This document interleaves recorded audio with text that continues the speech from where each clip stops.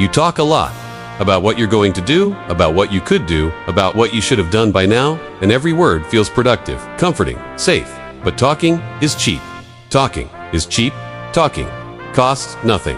Talking hides fear better than silence, ever. Could you tell people your plans because it feels like progress? You explain your situation because it sounds responsible. You justify your delays because it protects your ego. But here's the truth you don't want to hear. Talking is the last refuge of people who are afraid to act. If you were serious, you'd be busy. If you were committed, you'd be tired. If you were disciplined, there'd be nothing to explain. Look at your life. Not your ideas, not your intentions, your results. Because results don't care what you said you wanted. They only show what you were willing to do. And right now, your results are exposing you. You're not stuck, you're stalled. You're not confused, you're comfortable. And comfort loves talkers, because talkers never threaten it. This is where the story starts. Not when you win, not when you succeed, it starts right here, when you realize that everything you've been saying has been replacing everything you should have been doing. And if that realization doesn't scare you, yet it will in the next part. In this country, excuses sound intelligent. I'm busy. I'm figuring things out. I'm waiting for the right opportunity. They all sound reasonable. Mature, adult. That's why so many people hide behind them.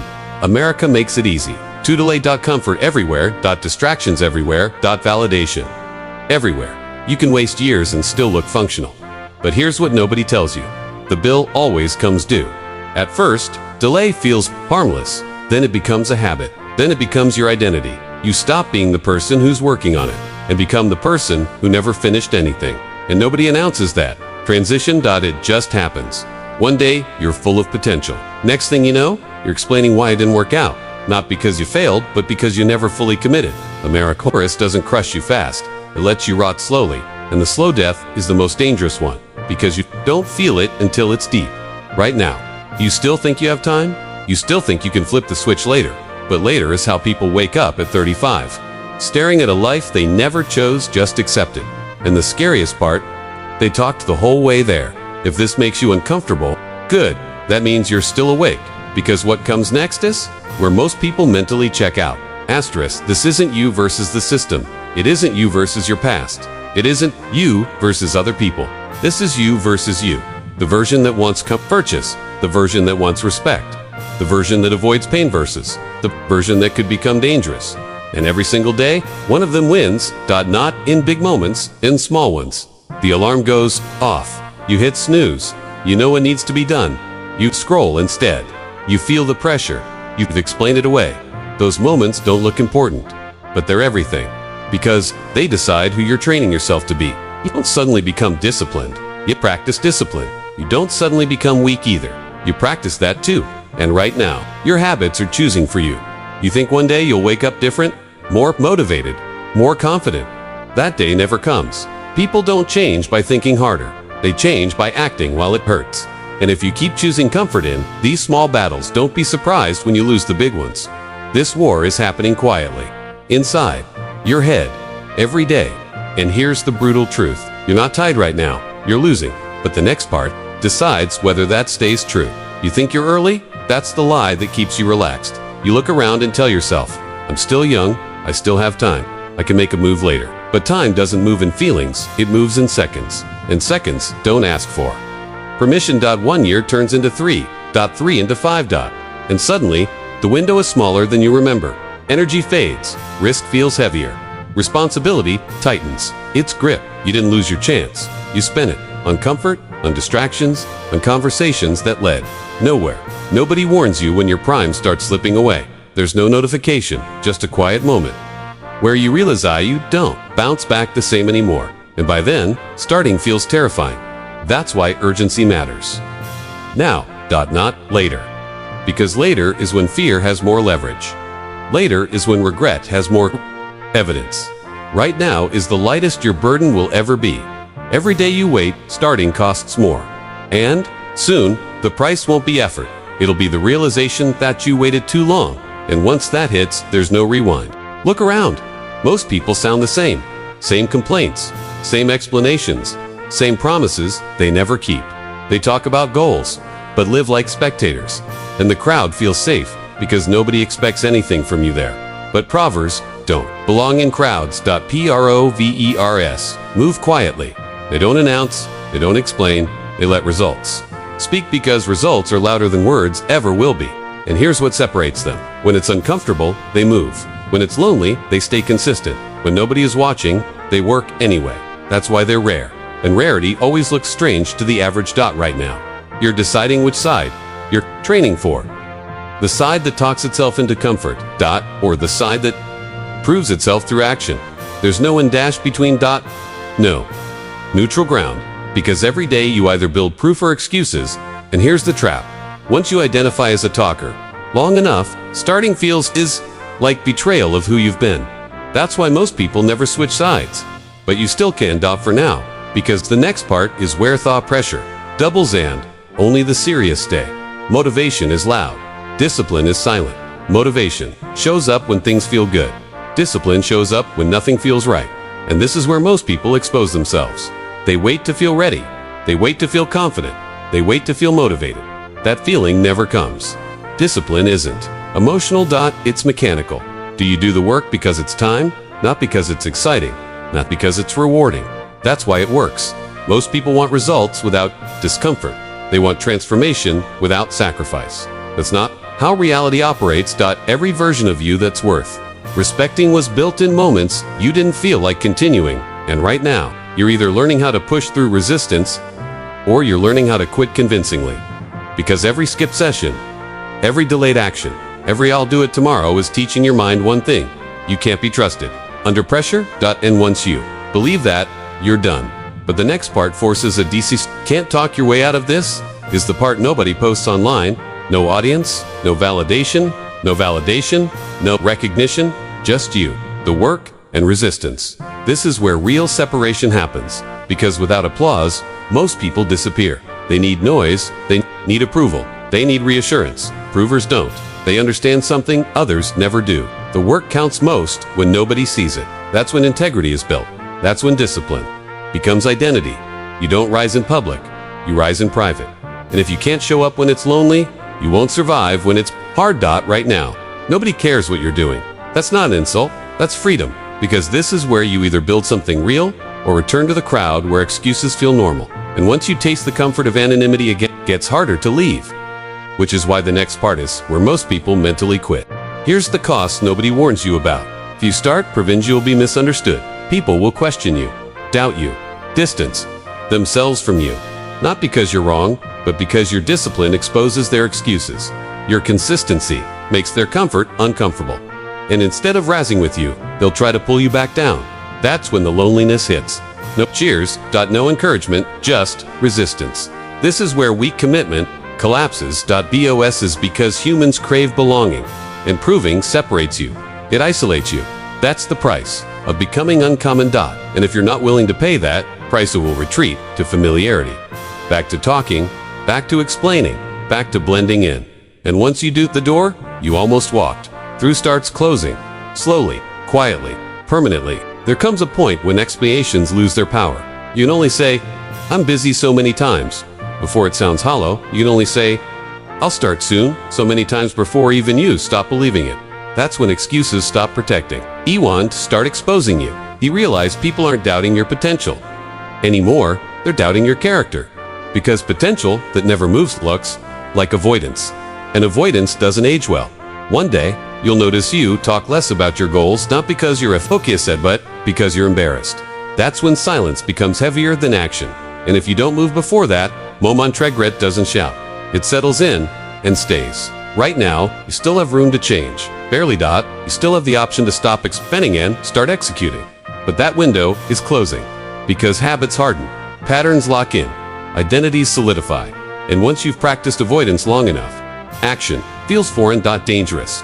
That's why people say, I don't know how to start anymore. They do know. They're just afraid of exposing how long they waited. You are dangerously close to that point. This is the edge. On one side, proof, pain, isolation, growth. On the other, talk, comfort, familiarity, regret. You can't stand here forever, because staying here is a decision. And the next part? That's where the choice becomes irreversible. There's a moment that hits without warning. You're alone, no noise, no distractions. And suddenly, the story you've been telling yourself stops working. you realize you're not on the way. You're not almost there. You've been circling the same place for years. That's when identity collapses. The confident version of you fades. The optimistic version goes quiet. All that's left is the truth. You've been avoiding the work, because doing the work would expose how far behind you really are. That realization hurts, because now it's not about skill. It's not about luck. It's about courage. And courage is the one thing you can't fake. This is where people either rebuild themselves or double down on denial. They lie harder, expend more, pretend longer. But deep down, they know. And once you know, you can't unknow it. This fear doesn't hit when you're young. It hits later, when you realize time didn't slow down just because you were unsure. You look back and notice patterns. Months lost, years blurred together. Same goals, same talk, different calendar. That's when panic sets in. Not loud panic, quiet panic, the kind that keeps you awake at night asking the same question over and over. How did I let this happen? You remember, moments when starting was easier than it is now. Moments you dismissed. And that's when regret sharpens. Because regret isn't about failure. It's about missed chances you knew better than to ignore. That's the pain that stays. And if you don't act before this fear settles, and it becomes your permanent background noise. Comfort feels good at first, then it feels empty. Then it starts to feel disgusting. You wake up tired, not physically, but mentally. Everything annoys you. Small problems feel heavy. You don't hate life. You hate that you're not respecting yourself. Because deep down, you know you're capable of more. And nothing creates self-hatred faster than wasted potential. You stop liking the sound of your own voice. You avoid mirrors mentally and literally. Not because you failed, but because you didn't try hard and it mattered. That's when people become bitter. They don't lose hope, they lose belief in themselves. And once that belief is gone, studying feels impossible, unless something snaps. This moment doesn't come gently. It hits when someone younger passes you, when someone less talented outworks you, when you see proof of what action looks like. Then suddenly, your excuses sound childish. You realize effort would have solved this. Consistency would have changed everything, but you chose comfort. And now catching up feels overwhelming. That's where most people quit for good. They decide it's too late. They lower the bar. They settle. Not because they have to, but because admitting delay hurts too much. This is the fork in the road. One path leads to humility, pain, and growth. The other leads to quiet resignation. And the longer you hesitate here, the harder it becomes to choose the first. Most people don't fail once. They fail slowly. They lose urgency, they lose hunger, they lose pressure. And without pressure, nothing moves. Recovery requires confrontation. You have to admit you wasted time. You have to accept responsibility. You have to start without applause. That's a level of honesty most people avoid. So they cope instead. They distract. They rationalize. They normalize mediocrity, and life lets them. That's the tragedy. Life doesn't stop you from quitting on yourself. It just lets you live with it. And if you've made it this far, you're not done yet, but the next part, that's where the final wall stands. This is the last moment where doing nothing still feels safe. You're aware now. You can't pretend you don't know anymore. That's dangerous, because awareness without action turns into self-contempt. Right now, you still have a choice, a narrow one, but it's there. Soon, that choice disappears.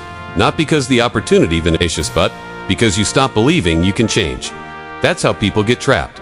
They don't lose ability, they lose conviction. This moment is light. The pressure hasn't fully crushed you yet, but it's coming.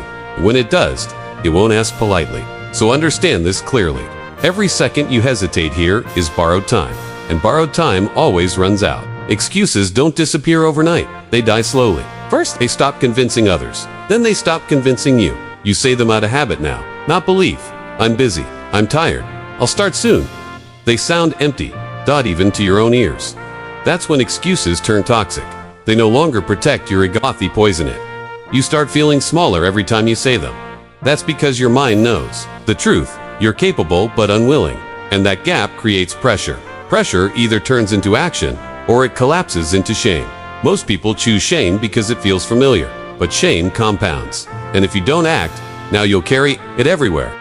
This is where the story stops being complicated. You are either a person who acts under pressure, a person who explains under pressure. That's it. Everything else is noise. Winners don't feel ready, they move anyway. Losers wait for clarity. They wait forever. Identity isn't something you discover. You prove it. And proof requires one thing you've been avoiding. Immediate action. Not next week, not after more planning, not when confidence shows up. Now. Because every delay is a vote, and you've been voting against yourself for too long. This is the vote that changes the outcome, or locks it in permanently. Failure hurts, but it's clean. Regret is dirty. It lingers. It whispers. Failure says, you tried. Regret says, you didn't. And regret doesn't care how busy you were, or how stressed, or how hard life felt. It only cares that you knew better. That's why regret follows people into success, into relationships, into old age, because it was never resolved. If you don't act now, regret doesn't disappear. It waits, and it shows up later. When its strongest and starting is hardest, you still have a chance to avoid it, but that window is closing fast, and once it closes, regret takes over the narration of your life. This is not encouragement. This is an order. Stop talking. Stop explaining. Stop negotiating with yourself, like time owes you something. Start proving. Prove it when you're tired. Prove it when nobody notices. Prove it when comfort is screaming. Because action is the only language reality understands. No more theory. No more promises. No more almost. Move. Right now. Because if you don't, this moment becomes another memoria when you almost changed. And one day, those memories will be all you have. Decide. Act. Prove it.